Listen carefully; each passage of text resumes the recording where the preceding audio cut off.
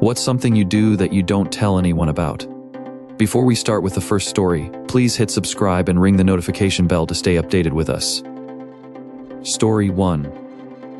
When I buy something at the Lego store, I add a $20 gift card to the purchase and ask the salesperson to give it to a kid that's paying with their own money. The manager at my local Lego store knows me, and she will occasionally tell me about the last time I gave them a gift card. I grew up poor and Lego was my one luxury that I had as a kid. I worked my ass off around town doing odd jobs for old people to make a few bucks to buy Lego sets, and it's the only thing I ever requested for my birthday.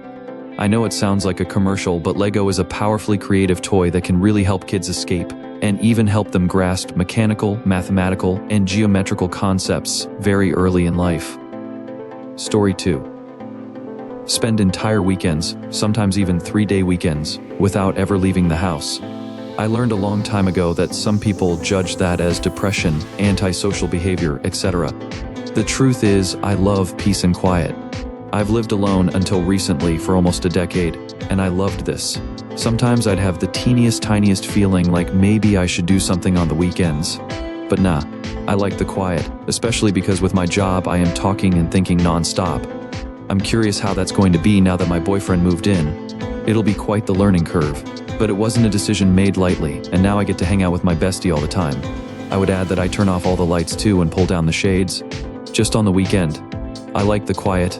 I like the lack of eye strain in darkness. I come out afterwards much more relaxed. Story 3. I often ignore phone calls and door knocking because I'm just not in the mood for people. I don't want to talk to anyone 90% of the time. I just ignore texts most of the time. I just like being alone. Even the thought of talking to anyone exhausts me most of the time. I really only respond in a timely manner to my brothers, my parents, or the 2 people I consider so close. They're family to me. Anyone else is just someone I know, and I don't want to talk to them most of the time. I'll be honest. I often pull the, "So sorry I didn't respond sooner. I was doing XYZ when you texted me and meant to get back to you." And I'll send those days or weeks later, LOL. I sound like a crap person, I know. But I just can't do it, man. The thought of talking to them actually hurts. Story 4. The really not very nice thoughts that are in my head. The jealousy, selfishness, anger at just everyone. I'm nice to people, treat them how I want to be treated, but sometimes I just wonder how liberating it would be to just tell them I don't care about their problems. I am and look friendly, but I'm not that social. But I can't go anywhere without people stopping me to talk to me. Complete strangers. I want to tell them to leave me alone, but I'm too nice at the moment. I walk my dog and I straight avoid certain streets at certain times. Because I know there are talkative people who live on those streets and wait for suckers like me to pour their stuff on. I avoided someone until they moved, and then started walking down her street again. I don't want to hurt people's feelings or make them feel bad. But I want to be able to take a walk or walk my dog without hearing how everyone in town is doing this week. Story 5. One thing I do that I don't usually tell anyone about is that I keep a happy moments journal. Every time something small but positive happens, like someone complimenting me, a random act of kindness, or just a beautiful sunset, I write it down. It helps me stay grounded and reminds me that even on tough days, there are always little things to be grateful for. I don't share it with others because it feels like a personal, sacred space just for me. Every night I write down one good thing that happened to me that day. My kids know I do it because I'd like them to pick up the habit. Plus, I think it's nice to share the small things that make life so fun. Yesterday was a long and hard day at work. I had a crisis call, 2 clients with complex mental health stuff, and several hard meetings. At the end of the day, I could barely muster the strength to write truly. My entry ended up being, I was the person that others in need trusted to hold their painful experiences. It ended up reframing my entire day. Story 6. I talk to myself for advice. Sometimes it's my best therapy. I address myself as you, sort of describing to myself what is going on. You seem to be feeling quite anxious right now, is that right? And I don't answer, out loud at least. I guess it helps me process my thoughts and emotions in a more objective way. Like I'm talking to a friend, and a friend is talking to me.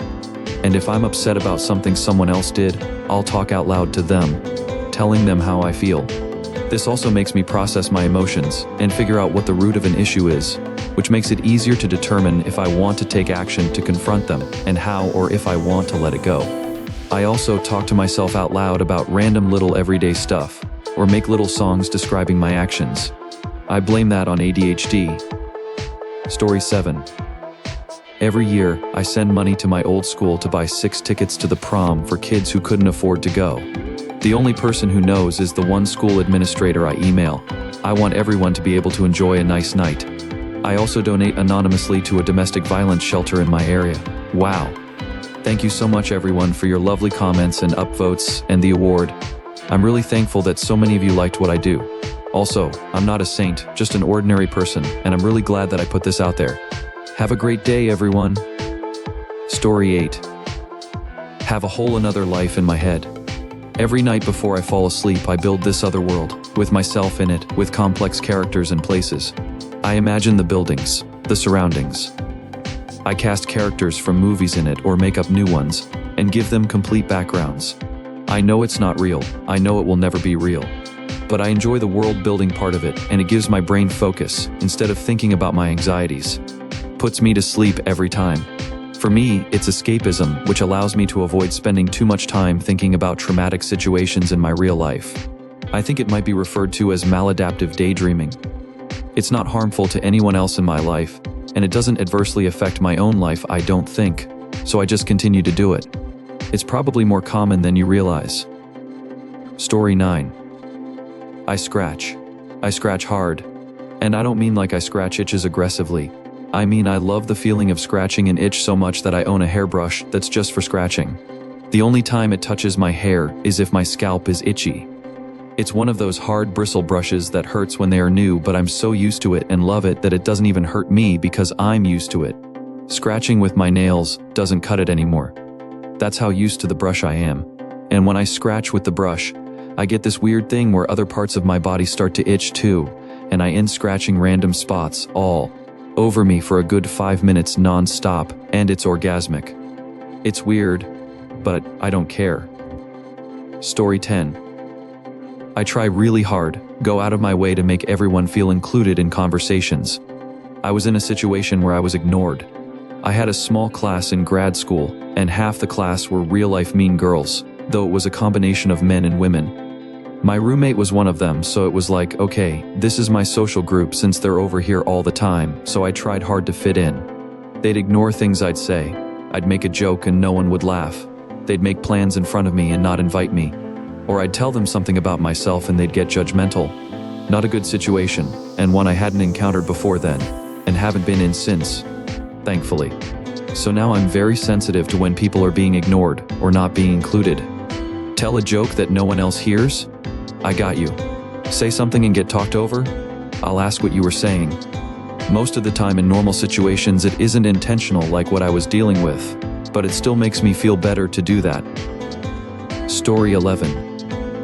I purposely put people's info into the computer incorrectly when I don't want them to get a bill. I'm a fireman, paramedic, and everything is billed nowadays. In some cases, it's kinda ridiculous. People who really need our help don't need to be paying for it. Now, if I could figure out how to offset those by triple billing the bags who call us as for free rides about town for their case of the sniffles or refills on their meds, I'd be in business. Edit to clarify. For those concerned about ruining credit scores and such, this is for general non-emergent, help pick grandma up off the floor type stuff.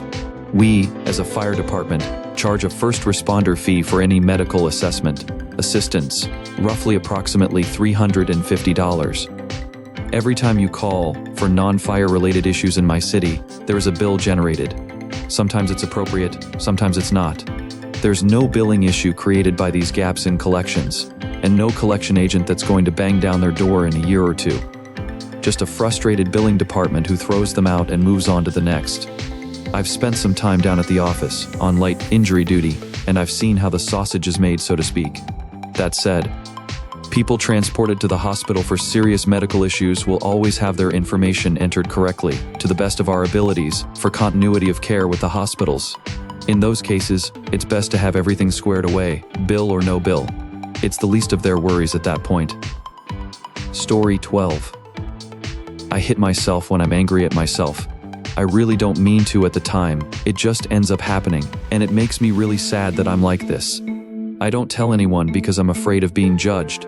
I've been doing it more lately, and it makes me really sad for myself afterward, but it's uncontrollable at the moment, to the point where I've split my skull a couple times.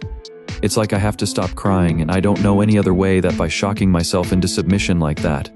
It started after an abusive relationship.